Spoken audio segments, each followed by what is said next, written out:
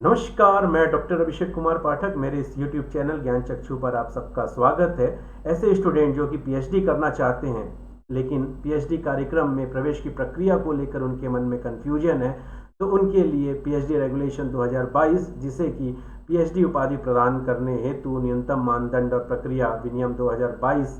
के नाम से भी जाना जाता है, में पीएचडी कार्यक्रम में प्रवेश की प्रक्रिया के संबंध में स्पष्ट प्रावधान दिए गए हैं। इन प्रावधान के अनुसार कोई भी मान्यता प्राप्त उच्चतर शिक्षण संस्थान एक साक्षात्कार के आधार पर UGC NET, UGC CSIR NET, GATE, CEED और इस तरह के राष्ट्रीय स्तर की परीक्षाओं में फेलोशिप या स्कॉलरशिप के लिए अर्हता या योग्यता प्राप्त करने वाले छात्रों को प्रवेश दे सकते हैं। यह विश्वविद्यालय या उच्चतर शिक्षण संस्थानों के ऊपर डिपेंड करता है कि वे ऐसे विद्यार्थियों को के लिए साक्षात्कार का आयोजन करें और उन्हें पीएचडी कार्यक्रम में प्रवेश करें, लेकिन यह कंपल्शन नहीं किया गया है। इसके अलावा उच्चतर शिक्षण संस्थान अपने स्तर के एंट्रेंस एग्जाम या प्रवेश परीक्षा आयोजित कर सकते हैं, लेकिन यहाँ पर परीक्षा पैटर्न या एग्जाम पैटर्न्स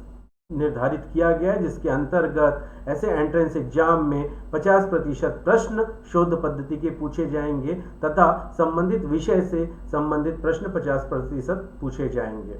इसके अलावा यहाँ पर यह भी प्रावधान दिया गया है कि ऐसे एंट्रेंस एग्जाम में जो भी विद्यार्थी 50% या उससे अधिक अंक अर्जित करते हैं वे ही साक्षात्कार के लिए एलिजिबल होंगे। इसका आशय यह है कि 50% से कम अंक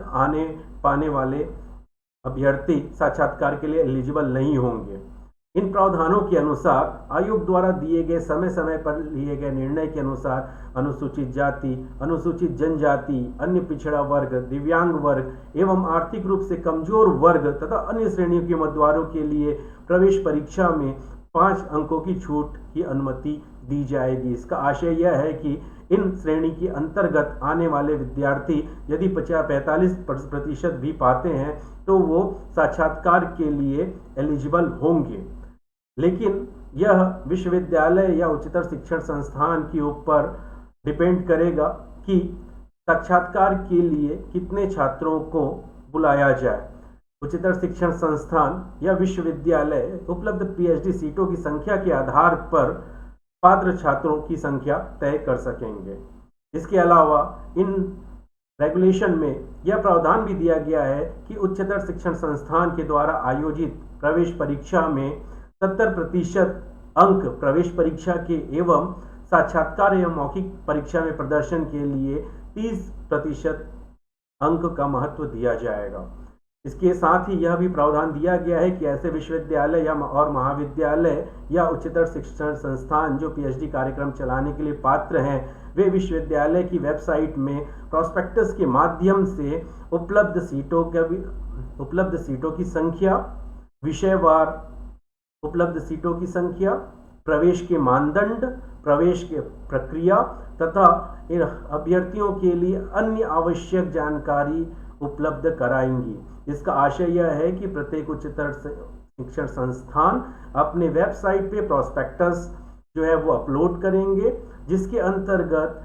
विषय से संबंधित पीएचडी कार्यक्रम से संबंधित सारी जानकारी होगी कि कितने विषय रिक्त हैं, उपलब्ध सीटों की संख्या, उसके साथ साथ प्रवेश की प्रक्रिया क्या होगी, प्रवेश के मानदंड क्या होंगे और विषयवार सारी जानकारी आपको प्रदर्शित करना होगा। इसके अलावा यह भी प्रावधान दिया गया है कि विश्वविद्यालय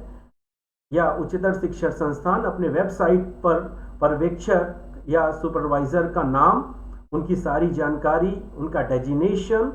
उनके अंतर्गत पंजीकृत छात्रों के नाम, उनके अंतर्गत पंजीकृत छात्रों के शोध के विषय और उनकी दाखिले की तारीख से संबंधित सारी जानकारी अपने वेबसाइट पर प्रदर्शित करेंगे और समय समय पर उसका अपडेशन करते रहेंगे। इस रेगुलेशन के अंतर्गत यह भी बताया गया है कि केंद्र सरकार एवं राज्य सरकार के द्वारा समय समय पर जारी आरक्षण नियमों का पालन किया जाएगा।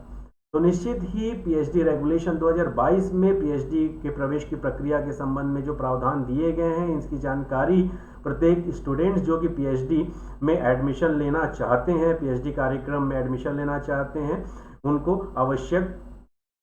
रहती है। और मैं आशा करता हूँ कि यह वीडियो ऐसे स्टूडेंट्स जो कि पीएचडी कार्यक्रम में एडमिशन लेना चाहते हैं उनके लिए अत्यंत महत्वपूर्ण साबित होगा। धन्यवाद।